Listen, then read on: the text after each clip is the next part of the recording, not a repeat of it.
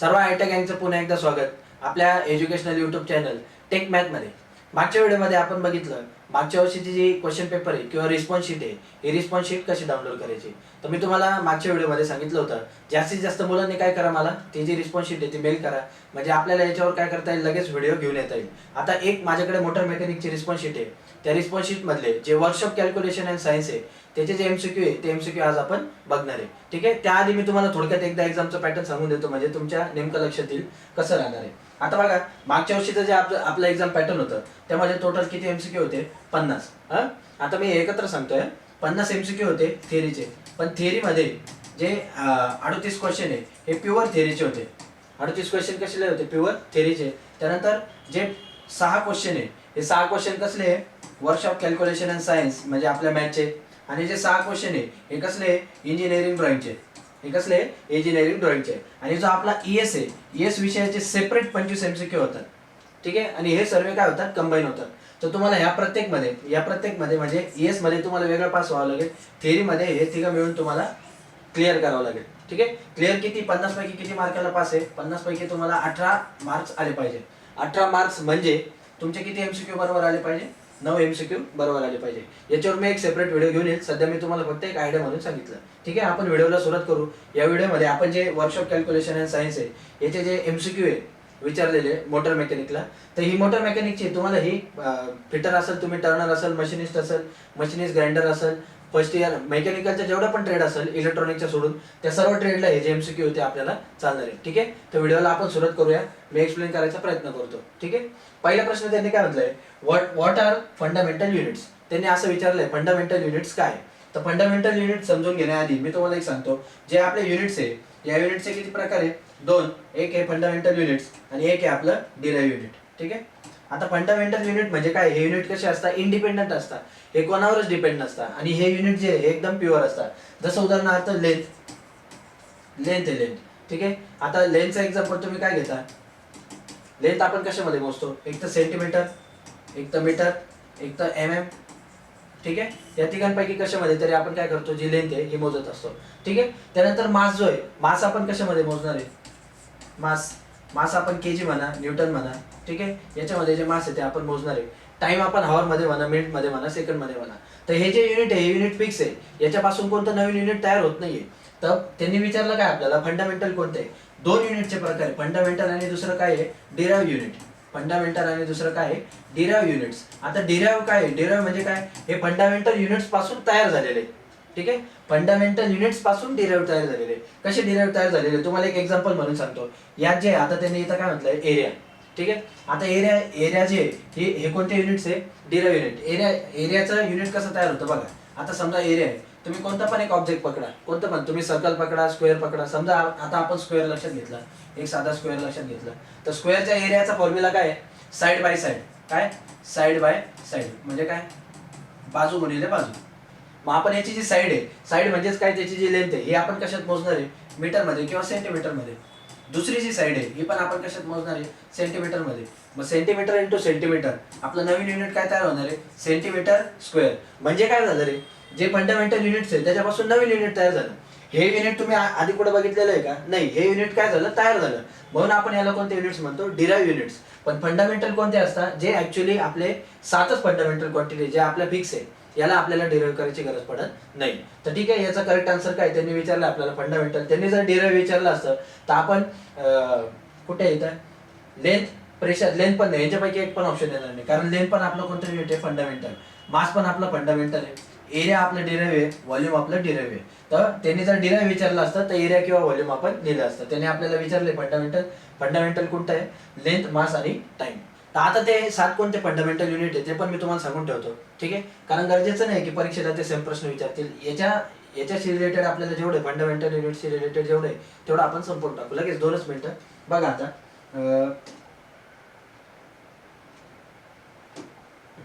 आता हे जे 7 युनिट लिहिलेले हे बेसिक फंडामेंटल युनिट्स आहे. हे काय, हे सर्वीकडे आपल्याकडे फिक्स राहणार आहे. ठीक आहे, तुम्ही कुठेही गेले जगाच्या कोपऱ्यात तरी आपल्याला हे फिक्स राहणार आहे. कोणते कोणते येते? लेंथ आहे, मास आहे, टाइम आहे, अमाऊंट आहे, टेम्परेचर आहे, इलेक्ट्रिक करंट आहे आणि ल्युमिनस इंटेन्सिटी. असे किती प्रकारचे युनिट्स आहे? फंडामेंटल 7 युनिट्स आहे. आता जेवढे पण डिराइव्ह युनिट्स आहे ते सर्व याच्यापासूनच डिराइव्ह होणार आहे. आलं लक्षात?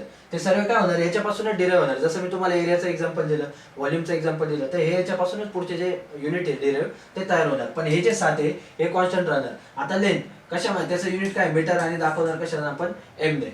मास त्याचं युनिट काय आहे किलोग्रॅम, दाखवणार कशाने केजी ने. टाइम याचं युनिट काय सेकंद, दाखवणार कशाने एस ने.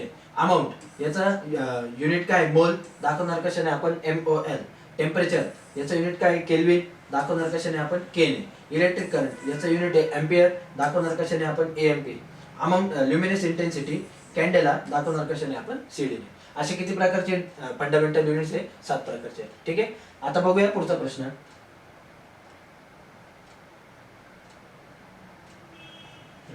आता बघूया पुढचा प्रश्न. या प्रश्नामध्ये त्यांनी काय म्हटलंय आता, how many millimetres are there in 1 inch. ठीक आहे. कशामधून कशामध्ये जायचं आहे, मिलीमीटर मध्ये, मिलीमीटर मधून 1 इंच मध्ये, किंवा 1 इंच मधून मिलीमीटर. दोघांचा अर्थ कसा होतो, सारखाच होतो.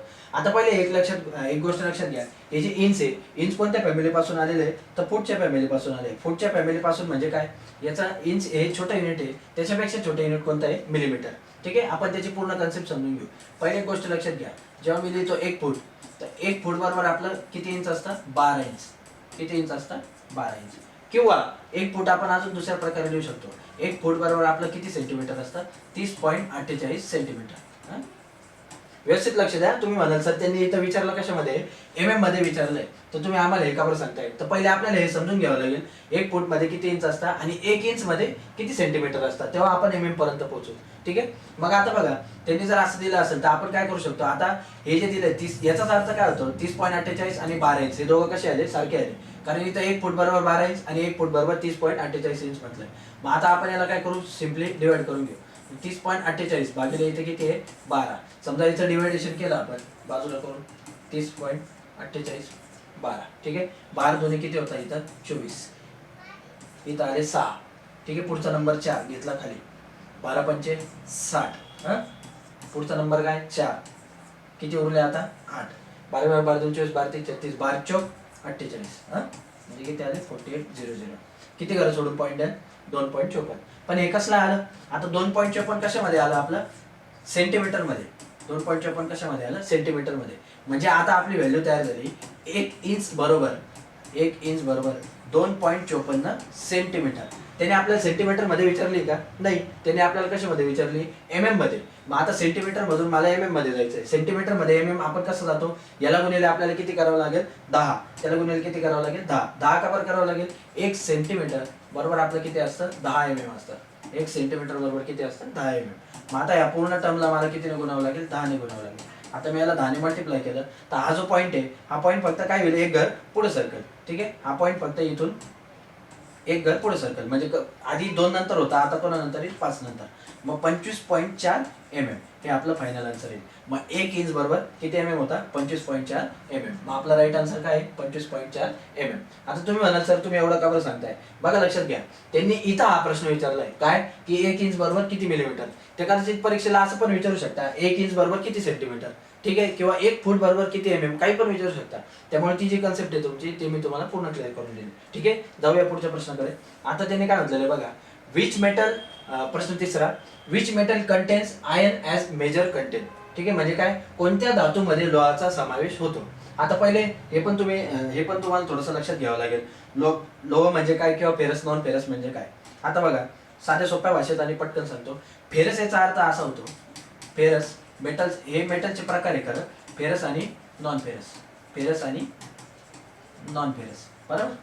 फेरस म्हणजे काय, कोणता पण असा पदार्थ ज्याच्यामध्ये लोखंडाचा काय अंश आहे, त्याला आपण काय म्हणणार, फेरस. आणि कोणता पण असा पदार्थ ज्याच्यात लोखंडाचा अंश नाहीये, त्याला आपण काय म्हणणार, नॉन फेरस. उदाहरण द्यायचं झालं तर आयर्न. ठीक आहे. याच्यामध्ये लोखंड, हे पूर्णच लोखंड आहे, लोखंडाचा अंशचा संबंधच नाही.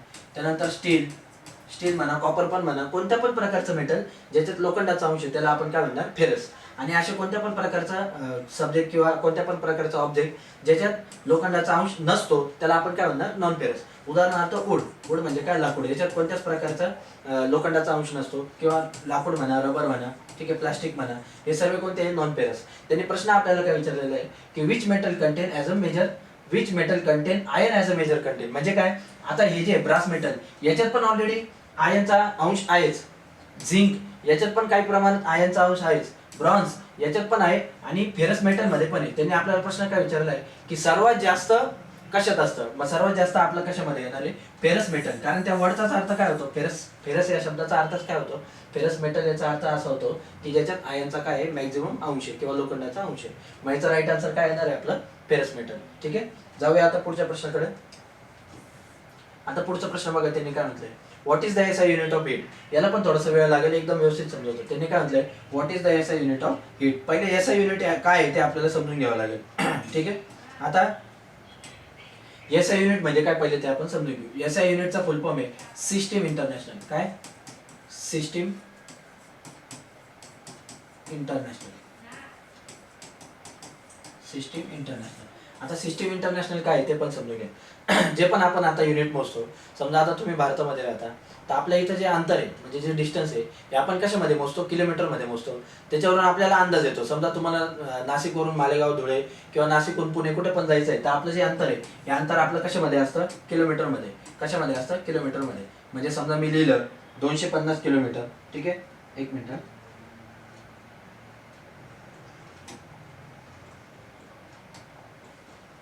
समजा मी काय लिहिलं, 250 किलोमीटर.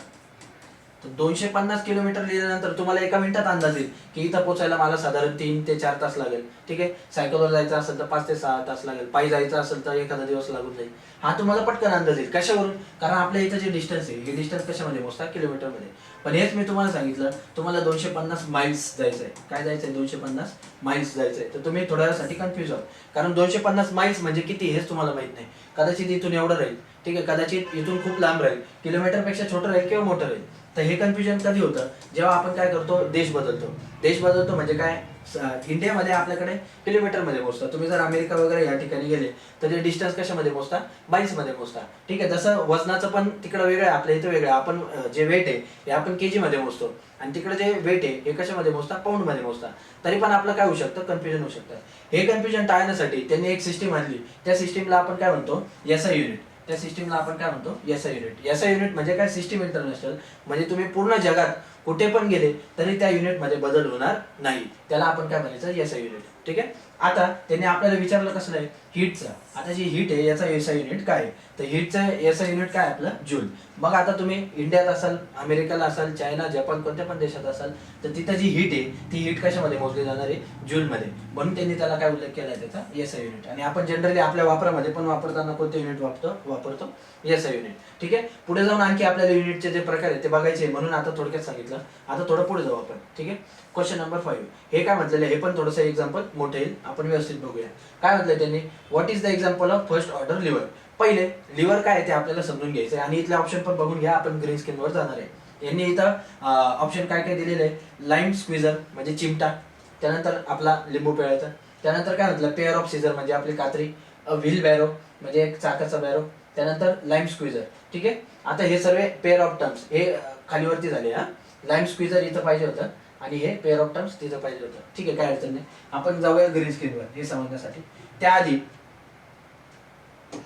आता लिव्हर म्हणजे काय पहिले ते समजून घेऊ आपण. लिव्हर म्हणजे काय, कोणते पण दोन ऑब्जेक्ट जे आपण टच करतो त्याला आपण काय म्हणायचं, लिव्हर म्हणायचं. उदाहरणार्थ आता स्पॅनर आहे, जे आपण स्पॅनर यूज करतो आयट्यामध्ये. ठीक आहे, कोणता पण नटबोल्ट वगैरे ओपन करायला आपण काय यूज करतो, असा आपला स्पॅनर असतो, बरोबर आहे. समजा असा आपला काय असतो, स्पॅनर. थोडी ड्रॉइंग समजून घ्या माझी. हे बघा, असा आपला काय असतो, स्पॅनर. आता हा पण काय एक प्रकारचा लिव्हर आहे. का बरं लिव्हर आहे, हा आपला हात आणि इथं जो आपला नटबोल्ट राहणार आहे, या नटबोल्टला तो काय करणार आहे, जॉईंट करणार आहे आणि आपण हाताने याला काय करणार आहे, फिरवणार आहे. का बरं रे, आपण स्पॅनर का बरं वापरतो, तुम्ही हाताने नटबोल्ट नाही उघडू शकत का, तर नाही उघडू शकत. का बरं नाही उघडू शकत, हे जे लिव्हर आहे हे जे डिस्टन्स याचं वाढले, हे डिस्टन्स पण फिक्स असतं बरं का, थेरीमध्ये समजेल तुम्हाला. तर हे जे याचं डिस्टन्स वाढलंय याच्यामुळे तुम्हाला काय मिळतो, मोमेंटम मिळतो. ठीक आहे, काय मिळतो, मोमेंटम. त्याच्यामुळे आपल्याला हे नटबोल्ट ओपन करायला सोपं जातं. मग स्पॅनर पण एक प्रकारचं काय, लिव्हर. स्पॅनर पण एक प्रकारचं काय, लिव्हर. इथं आपला तो विषय नाही, इथं आपला काय, जे टाइप्स ऑफ लिव्हर आहे ते आपल्याला पाहिजे. त्यांनी जे विचारलंय की सीझर. सीझर याचा अर्थ काय, जी आपली कातर असते, कातर ही कोणत्या लिव्हरमध्ये येते. ठीक आहे, फर्स्ट ऑर्डर, सेकंड ऑर्डर का थर्ड ऑर्डर. ठीक आहे, ते एक्सप्लेन करण्यासाठी आता आपण एक मिनिट बघूया, एक मिनिट.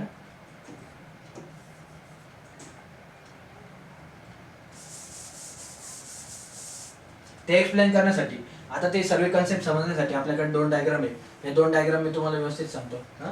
हे नंतर घेऊ. पहिले फर्स्ट ऑर्डर, सेकंड ऑर्डर आणि थर्ड ऑर्डर. ठीक आहे.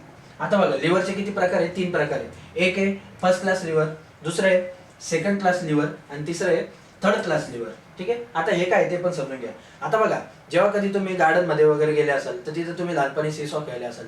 सीसॉ म्हणजे एक जण इकडे बसायचा आणि लगे इकडचा उचकायचा, इकडचा उचकला का लगे हा बसायचा, बरोबर. याचा अर्थ काय की त्याला आपण काय म्हणतो फर्स्ट ऑर्डर लिव्हर. का बरं? त्याच्यात जे हे ऑब्जेक्ट आहे, दोन बाजूला दोन ऑब्जेक्ट आहे आणि जे जॉईनिंग वाला सरफेस आहे तो सरफेस कोणत्या बाजूला आहे? मधल्या बाजूला. ठीक आहे. म्हणून त्याला आपण काय म्हणतो फर्स्ट क्लास लिव्हर. मग फर्स्ट क्लास लिव्हर मध्ये काय असतं? जो फलक्रम आहे, फलक्रम म्हणजे जो जॉईन करणारा पोर्शन आहे, हा कुठे असतो? मध्यभागी. जो लोड आहे आपला हा एका बाजूला आणि जो एफर्ट आहे आपला हा एका बाजूला असतो, बरोबर आहे. मग याचं बेस्ट एक्झाम्पल काय आहे? सीसॉ. काय बेस्ट एक्झाम्पल? सीसॉ. याच्यामध्ये दोन ऑब्जेक्ट साईडला आणि फलक्रम कुठे असतं? मधल्या बाजूला. त्यानंतर सेकंड क्लास लिव्हर, याच्यामध्ये जो फलक्रम आहे हा फलक्रम कुठे असतो? साईडला असतो. जो आपला लोड आहे, लोड मध्यभागी असतो आणि एफर्ट आपला साईडला असतो. ठीक आहे. त्याचा एक्झाम्पल मी तुम्हाला पुढे सांगतो. त्यानंतर थर्ड क्लास लिव्हर, याच्या हे सेम आहे, थोडासा बदल आहे. याच्यामध्ये पण फलक्रम एका बाजूलाच असतो, पण इथं आपण काय बघितलं? जो लोड आहे आपला तो मध्यभागी होता आणि एफर्ट साईडला होता. इथं काय होणार आहे? जो आपला लोड आहे हा साईडला येणार आहे आणि जो एफर्ट आहे हा मध्यभागी येणार आहे. तर याचा एक्झाम्पल समजायला आपल्याकडे एक छान इमेज आहे, ती मी तुम्हाला लगेच दाखवतो. आता सपोर्ट घेऊन ही इमेज थोडी मोठी करतो म्हणजे तुमच्या व्यवस्थित लक्षात येईल. हा, ते आपण साईडला घेऊया. हा,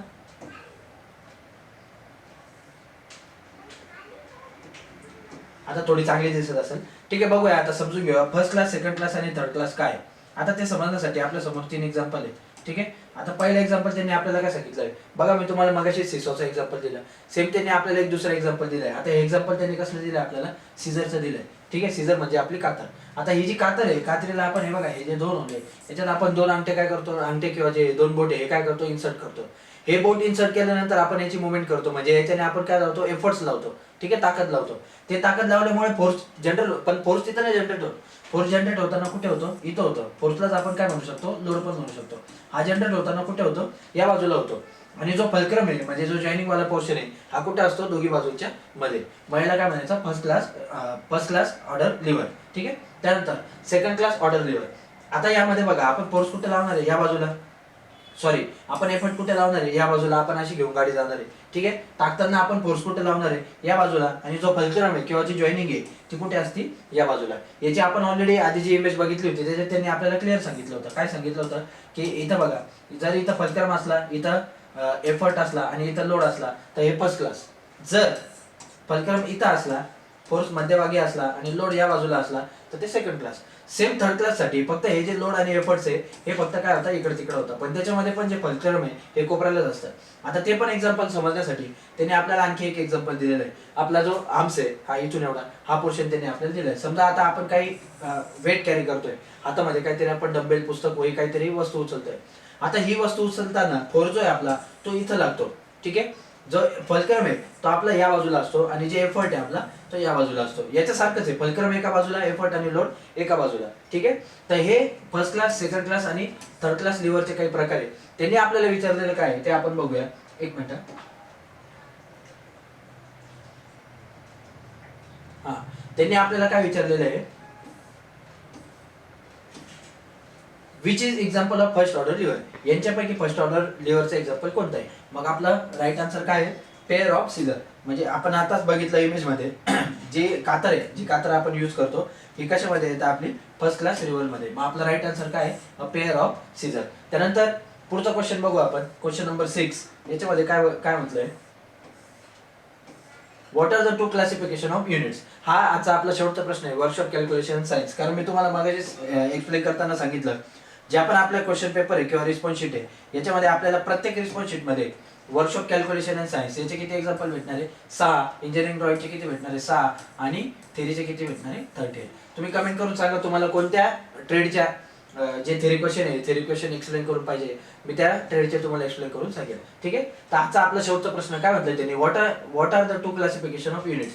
सेम प्रश्न आपण वरतीच बघितला, मी ते तुम्हाला जरा लांबलचक सांगितलं. तर युनिटचे 2 प्रकारचे क्लासिफिकेशन होते. कोणते होते? फंडामेंटल आणि डिराइव्ह. कोणते कोणते होते? फंडामेंटल आणि डिराइव्ह. बाकीचे काय ते पण मी तुम्हाला सांगून देतो. मग आपल्या याचा राईट आन्सर काय येणार आहे? Fundamental and derive. Gravitational, non gravitational असं काहीच नाहीये. ब्रिटिश आणि मेट्रिक असं आहे, हे काय आहे ते सांगतो. मेट्रिक आणि इंटरनॅशनल हे पण आहे, हे पण काय आहे ते सांगतो.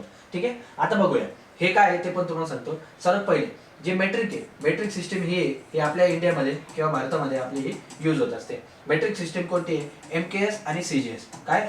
MKS आणि CGS. आता या दोघी जे आहे या कोणत्या सिस्टीम आहे? मेट्रिक सिस्टीम आहे. आणि जी ब्रिटिश सिस्टीम आहे, ब्रिटिश सिस्टीम कोणती आहे आपली? FPS. काय? FPS. आता तुम्ही म्हणाल सर हे काय MKS CGS FPS, तर हे समजण्यासाठी आपल्याला एक गोष्ट समजून घ्यावं लागेल. आता ह्या ज्या 3 क्वांटिटी ह्या कसल्या आहे? लेंथ, मास आणि टाइम. काय? लेंथ, मास आणि टाइम या 3 गोष्टींचे हे युनिट आहे. आता याची की फंडामेंटल युनिट आहे हे तुम्हाला सांगायची गरज नाही, ते आपण ऑलरेडी बघितलंय. ठीक आहे. आता जर समजा लेंथ जर आपण मीटर मध्ये मोजली, मास जर आपण केजी मध्ये मोजलं आणि टाइम जर आपण सेकंड मध्ये मोजलं, तर ती कोणती सिस्टीम झाली? MKS सिस्टीम झाली. कोणती सिस्टीम झाली? MKS. आता तीच जर लेंथ आपण सेंटीमीटर मध्ये मोजलं, ठीक आहे, एक मिनिट, तीच जर लेंथ आपण कशामध्ये मोजली? सेंटीमीटर. जे वजन आहे कशामध्ये मोजलं? ग्रॅम मध्ये, किंवा जे मास आहे ते ग्रॅम मध्ये, आणि जो टाइम आहे आपण कशामध्ये मोजला? सेकंड मध्ये. तर ती जी सिस्टीम आहे ती सिस्टीम कोणती आली? CGS. त्यानंतर FPS, आणि या दोघींनाच आपण काय म्हणतो? मेट्रिक म्हणतो. आणि ही जी आहे FPS हिला आपण कोणती म्हणतो? ब्रिटिश मेथड म्हणतो. कोणती म्हणतो? ब्रिटिश. ठीक आहे. ते एक्झामला याच्यापैकी काय पण विचारू शकता, म्हणून मी तुम्हाला सर्व एक्सप्लेन करून सांगतोय. तर ब्रिटिश मध्ये काय? जर लेंथ आपण फूट मध्ये मोजली, कशामध्ये? फूट मध्ये. जे मास आहे ते आपण कशामध्ये मोजलं? पाऊंड मध्ये. आणि जो टाइम आहे हा आपण कशामध्ये मोजला? सेकंड मध्ये. तर ही कोणती मेथड झाली? FPS. तर अशा युनिट मोजायचं 3 मेथड आहे, MKS, CGS आणि FPS. आणि मेन 2 बेसिक टाइप आहे, फंडामेंटल आणि डिराइव्ह. ठीक आहे. असं वाटतं मला 6च्या 6 प्रश्न तुम्हाला समजलेले असतील. जर यामध्ये काय अडचण असली तर तुम्ही मला कमेंट करा, किंवा तुमच्या मर्जीचा आणखी तुम्हाला काही क्वेश्चन पाहिजे असतील, ES पाहिजे असेल, वर्कशॉप कॅल्क्युलेशन अँड सायन्स किंवा थिअरी वगैरे कसले पण क्वेश्चन लागत असेल तर तुम्ही मला कमेंट करा. आपण त्याच्यावर व्हिडिओ घेऊन येऊ. आणि लवकरच आपण जे लाईव्ह सेशन आहे हे लाईव्ह सेशन घ्यायचा पण प्रयत्न करू. मागच्या वर्षी पण आपण लाईव्ह सेशन घेतले होते, पण काही टेक्निकल अडचणमुळे आपले ते सेशन व्यवस्थित पूर्ण झाले नाही. मग मी ड्राइंगचे आणि वर्कशॉप कॅल्क्युलेशन अँड सायन्सचे यांचे MCQचे व्हिडिओ पण टाकले होते, ते पण तुम्ही बघू शकता. ठीक आहे. या व्हिडिओमध्ये एवढंच. भेटूया याच्या दुसऱ्या पार्टमध्ये. Thank you so much.